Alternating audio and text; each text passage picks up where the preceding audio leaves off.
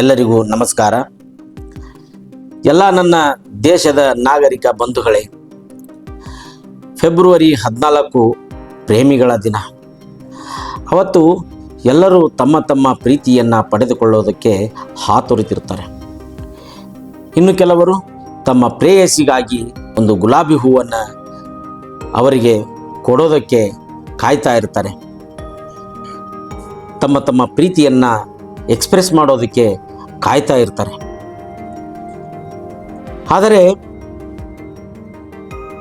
ಅದೇ ಫೆಬ್ರವರಿ 14ರಂದು ನಮ್ಮ ತಾಯಿ ಭಾರತ ಮಾತೆ 44 ಜನ ವೀರ ಧೀರ ಯೋಧರನ್ನು ಕಳೆದುಕೊಂಡಂತಹ ಕರಾಳ ದಿನ.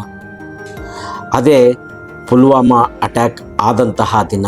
ಅದುವೇ the black day of Indian history.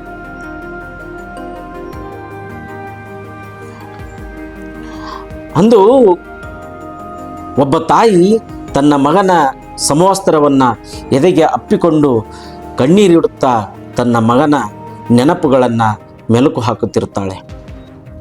ಒಬ್ಬ ಹೆಂಡತಿ ತನ್ನ ಗಂಡನ ಬರುವಿಕೆಯ ದಾರಿಯನ್ನೇ ಕಾಯುತ್ತಾ ಕುಳಿತಿರುತ್ತಾಳೆ. ಒಬ್ಬ ಮಗ ಅಥವಾ ಮಗಳು ತನ್ನ ತಂದೆಯ ಭಾವಚಿತ್ರವನ್ನು ಫೋಟೋವನ್ನು ನೋಡಿಕೊಂಡು ತನ್ನ ತಂದೆಯ ಪ್ರೀತಿಯ ಅಪ್ಪುಗೆಯನ್ನು ಮಿಸ್ ಮಾಡಿಕೊಳ್ತಾ ಕೊರಗುತ್ತಿರುತ್ತಾರೆ.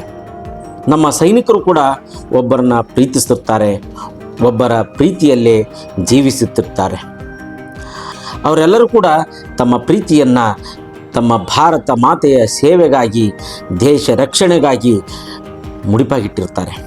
ಅಂದು ನೀವೆಲ್ಲರೂ ಪ್ರೇಮಿಗಳ ದಿನವನ್ನು ಆಚರಣೆ ಮಾಡ್ತಿದ್ದೀರಿ. ಹಾಗಾದರೆ ಒಂದು ನಿಮಿಷ ನಿಲ್ಲಿರಿ. ಅವತ್ತು ಆ ಒಂದು ನಿಮಿಷ ಒಂದು ದೀಪವನ್ನು ಬೆಳಗಿರಿ.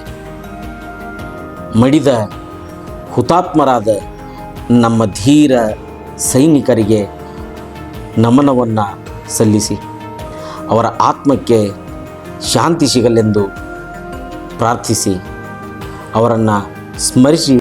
ಯಾಕೆಂದರೆ ಅಂತಹ ಎಲ್ಲ ವೀರ ಸೈನಿಕರ ಸೇವೆಯಿಂದನೇ ನಾವು ಸುರಕ್ಷತೆಯಿಂದ ನಮ್ಮ ಮನೆಗಳಲ್ಲಿ ನೆಮ್ಮದಿಯಿಂದ ಸುರಕ್ಷಿತವಾಗಿ ನಿದ್ರಿಸುತ್ತೇವೆ, ಮಲಗುತ್ತೇವೆ. ಜೈ ಹಿಂದ್.